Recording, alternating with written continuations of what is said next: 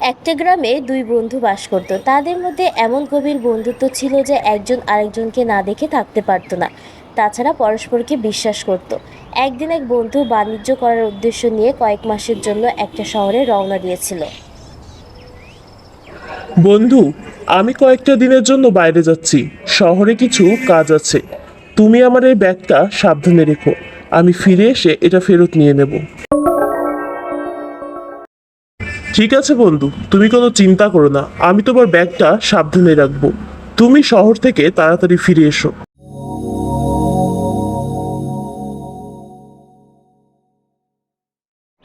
3 মাস পরে শহর থেকে ফিরে এসে তার ব্যাগটা সেই বন্ধুর কাছ থেকে ফেরত নেওয়ার জন্য তার বাড়িতে গেল।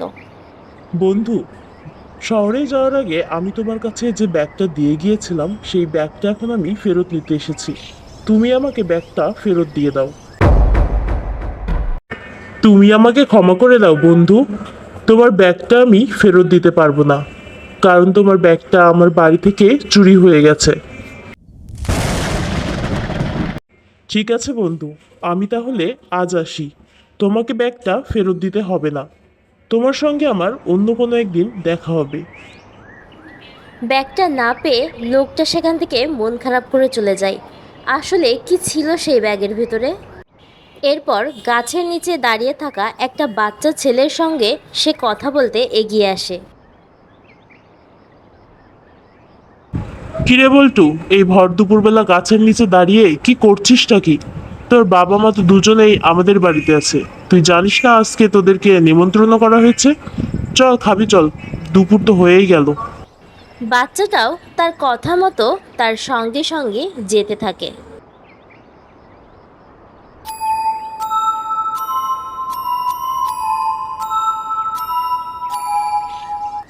কি ব্যাপার, এই ভর সন্ধ্যাবেলা এখানে দাঁড়িয়ে আছো যে?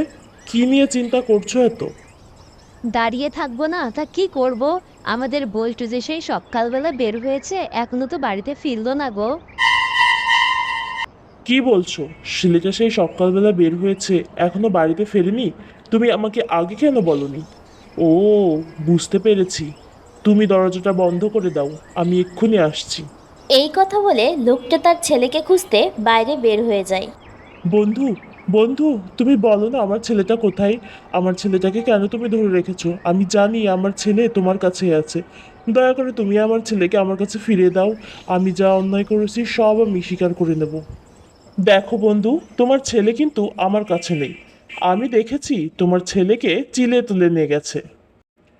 তুমি আমার জন্য বটতলায় অপেক্ষা করবে বন্ধু। আমি তোমার সাথে কিছু কথা বলতে চাই।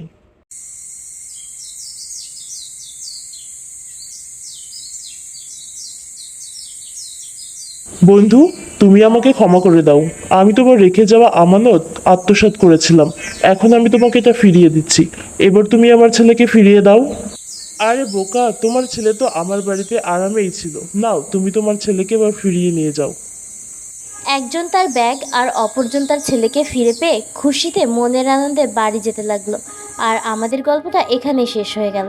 তো বন্ধুরা, আমাদের উচিত নয় কারোর রেখে যাওয়া আমানত সেটা খেয়ানত করা।